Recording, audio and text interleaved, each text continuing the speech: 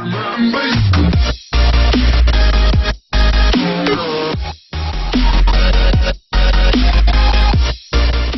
commemoration of Holocaust Remembrance Day, President Trump on Friday issued a statement remembering the victims of the Holocaust and promising to make love and tolerance prevalent throughout the world.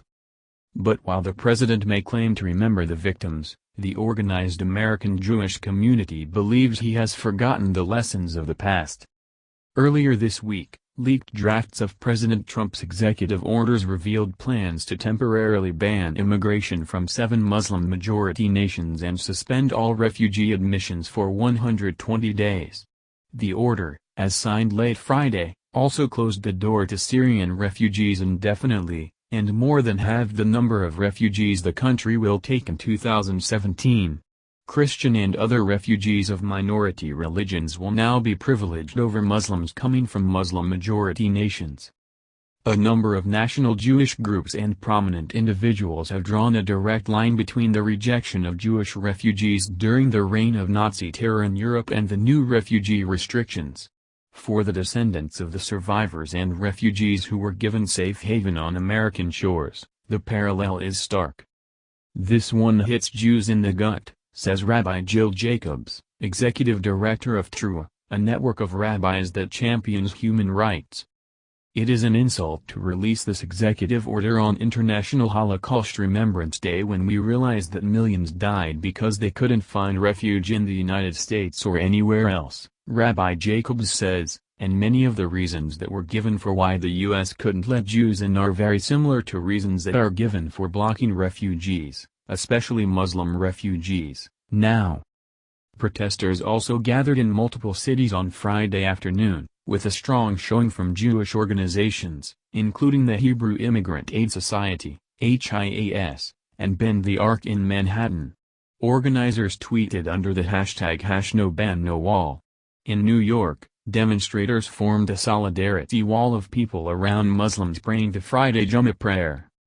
David Harris, CEO of the American Jewish Committee, said in a statement that Jews are all related to those fortunate enough to have been admitted to this country, and we believe that other deserving individuals merit the same opportunities to be considered for permanent entry.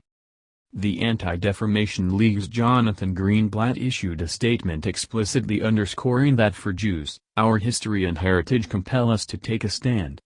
History will look back on this order as a sad moment in American history, the time when the president turned his back on people fleeing for their lives, Greenblatt's statement read.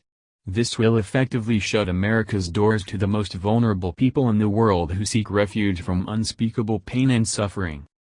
Mark Hetfield, president and CEO of the Hebrew Immigrant Aid Society, which has supported refugees since the early 20th century, told The Forward, "We find it particularly ironic that he's chosen the week of Holocaust Remembrance Day to wall out refugees and immigrants and to put a ban on refugees."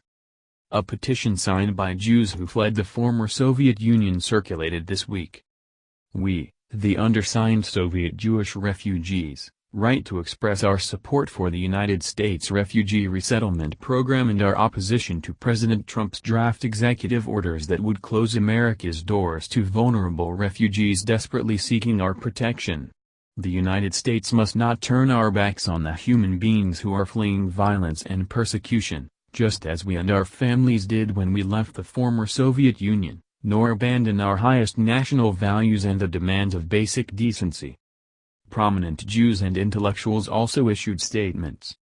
In a Facebook post, former Secretary of State Madeleine Albright called the executive order cruel and a departure from America's core values. She spoke of her own family's history, and America's promise to refugees. "We have a proud tradition of sheltering those fleeing violence and persecution, and have always been the world leader in refugee resettlement," she wrote.